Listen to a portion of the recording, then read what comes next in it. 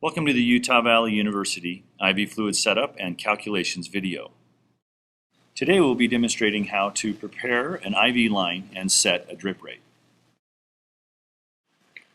First, we'll be gathering our supplies for this demonstration. This is our bag of fluid, which for this demonstration is filled with normal saline, often referred to as NS.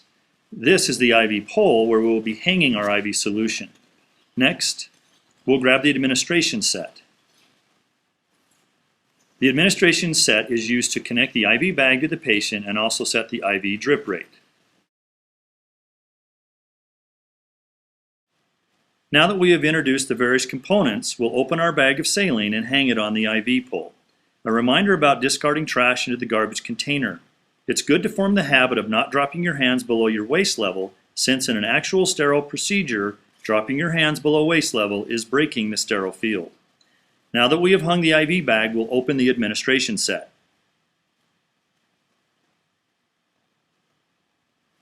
Again, discard trash from waist height and don't be concerned if what is being dropped doesn't fall into the trash.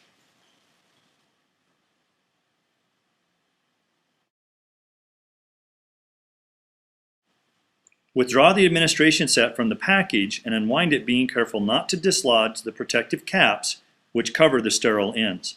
The spike and the drip chamber are located on the end of the administration set, which will be inserted into the IV bag. Before we spike our bag of saline, we need to occlude our line by setting our drip rate to off. This prevents us from making a mess when we spike our solution.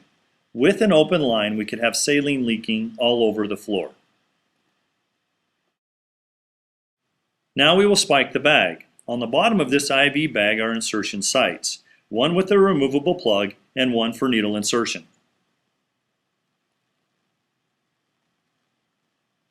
This is our removable plug. On the top of the administration set is a sterile cap over the spike.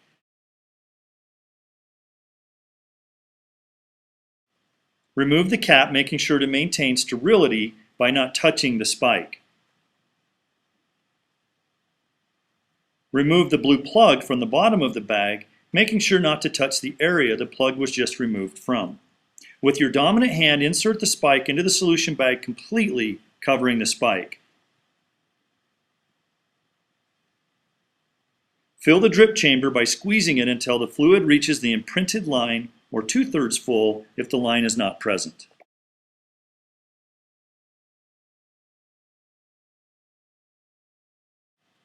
The next step will be to prime the administration line. You will open the dial, which will allow the saline solution to flow through the line and purge all of the air.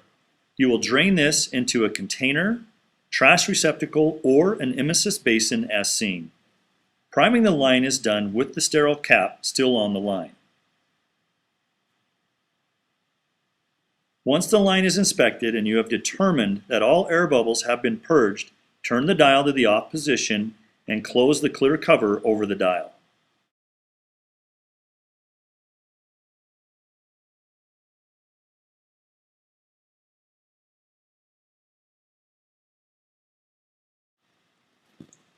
It's time to connect the administration set to the patient. You will need to remove the sterile caps that are on the end of the administration set, as well as on the IV extension line, which has been connected to the patient's IV catheter. The type of connection we use here is called a Luer lock connection. Like with most syringes and needles, the two connectors screw together. Be sure to maintain sterility.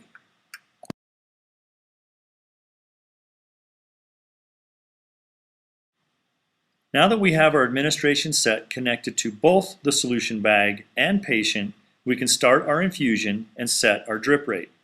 In this case, we will be setting our drip rate to 100 milliliters per hour. Once we set our drip rate, we will want to manually confirm it by counting our drops per minute in the drip chamber. 100 milliliters per hour with a drop factor of 15 drops per milliliter should be 25 drops per minute. Administration sets may vary in how they look and function. This is an example of a different type. It has a drip chamber with a roller clamp. The speed of the infusion is set manually by the wheel. The wheel is rolled up to open the line and increase the rate of infusion, and is rolled down to occlude the line and decrease the rate of infusion.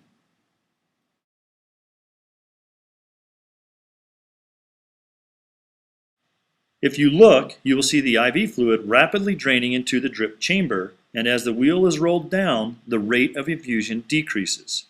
If the wheel is completely down, the line will be completely occluded.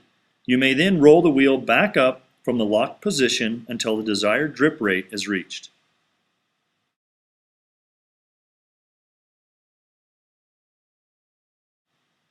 If we have a drip rate set and want to occlude the line, we can use a slide clamp.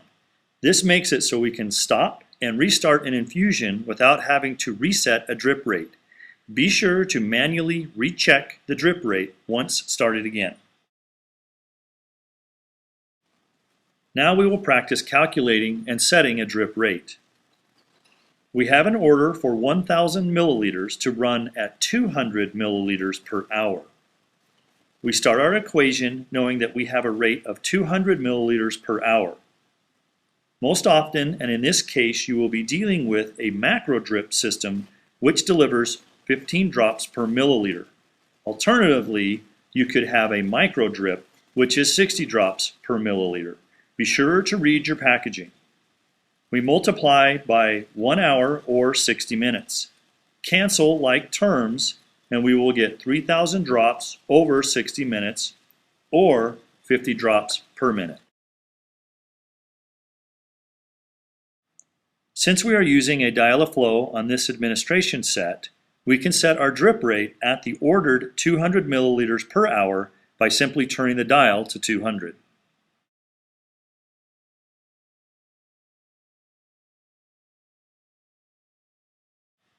After setting the drip rate, we still manually check the rate by counting the drips in the drip chamber, which we have calculated to be 50 drops per minute.